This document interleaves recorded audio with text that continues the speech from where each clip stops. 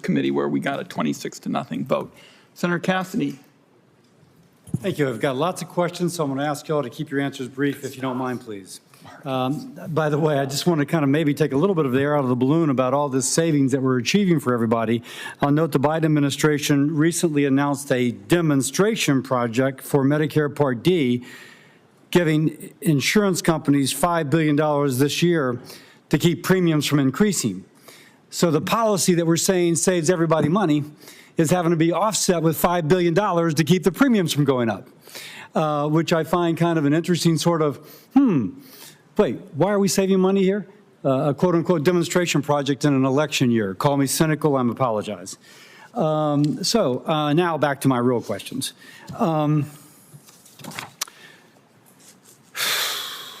Dr. Axelson and Dr. Conti, I don't know. I'm asking you questions I don't know the answer to. It strikes me that if there is a negotiation to lower the price of a drug, as it's currently constructed, pharmacy benefit managers, Part D plans, have an incentive to carry the higher priced drug because they get a bigger rebate. We've heard that in other testimony. So unless we mandate that the lower priced drug be placed on the preferred tier, are we sure that the beneficiary will see the lower priced drug? Dr. Conti, will you go first, please? And again, be brief, please. Thank you. In my research and in the Brookings paper, it is clear that the majority of the drugs that will be negotiated both in the first year and in the second year that we've estimated are drugs that are largely ones that patients take every single day. Many of them don't have any substitute. So first blush, my view is that we won't see very significant restraints on patients getting access to those drugs that are being negotiated. Let me ask, because I think one of the major drugs being, and I'm a little rusty on what's being negotiated when, is Humira. Now, there are alternatives to Humira, and that's obviously a big margin drug.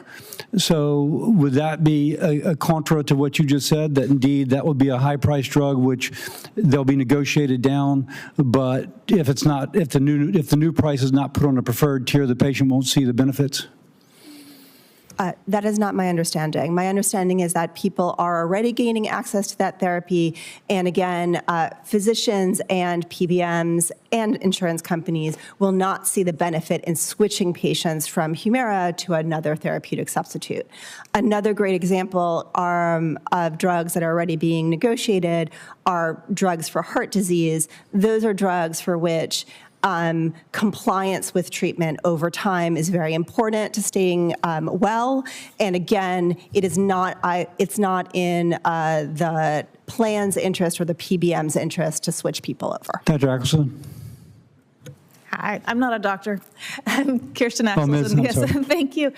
The majority, 7 out of the 10 drugs, the dominant position on formulary is third-tier access. While the prices of those drugs vary widely, the cost is between $45 and $46 for all those drugs. The price is not what determines the copay at the pharmacy for those drugs. After the price controls, the price will be about $45. Seniors taking those drugs who retain preferred tier access will be paying $45 or $46 with or without a price control. What could be different is the plans may now say, well, I'm not getting the rebates on those drugs, so I'll put up a prior auth or a step edit in front of those drugs and go to a competitor and say, if you want to get in without prior auth or step edit, then I'm going to need a discount from you. So Dr. Conti feels like there's going to be an incentive to maintain, but you're saying at least for new enrollees, and over time that makes a difference, there'd be the incentive for them to switch those patients to a different drug. Or put up a hurdle so that they can get a discount on a competitor drug. Okay. May I just, there is no evidence at this point in time that formularies are switching to— Can you speak a little bit more, a little louder, please? I'm so sorry. There is no empirical evidence at this point in time that formularies are switching patients away from the products that are being negotiated towards higher rebated drugs. I'm not saying that that is not possible, but there is no empirical evidence at that time that this is happening. Okay. Let me go to something different. Dr. Axelson, and maybe I'll come back to you as well, Dr. Conti. The separate expiration date for small molecule versus large molecule. And Dr. Conti, I think you have indicated there's no evidence that that's made a difference in investment. But my staff just gave me something, which now I can't find, of course, which shows that if you look at small molecule whose market is principally Medicare, that there is a demonstrable decrease in investment for those drugs. Whereas if it's typically going to be in the commercial market, that's where you've continued to see increased investment. Now, and intuitively, if you are near term of bringing to market, you're going to bring it to market even if they've just shortened the patent half-life or the patent life from 12 to 9. But it would make a decision in the initial investment, which there again may not be empiric evidence because it's just now. So, Dr. Axelson, we take a shot at this first, and then I'll go to Dr. Conti and then Mr. Merkel. It's well established that the size of the financial reward is related to how much is invested in this endeavor of clinical study. It's very unlikely that most drugs get developed, that they're successful. And so there's an expectation of, the expectation of profit affects how much is invested. So yes, if there's less likelihood of financial reward, there's going to be less investment in small molecules. Just intuitively and law of in what gravity. we've seen. Excuse me, it's not Dr. true that we Conti, haven't because seen the he's about to impact. gavel me down. Dr. Okay. Conti?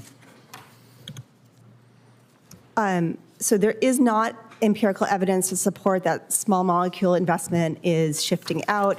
If anything, the science is ripe for more development of those new drugs, whether they be in the ADCs or in other categories.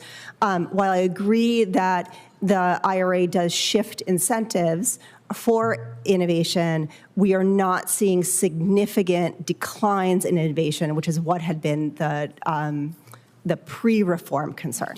Okay, I'm way over. Mr. Merkel?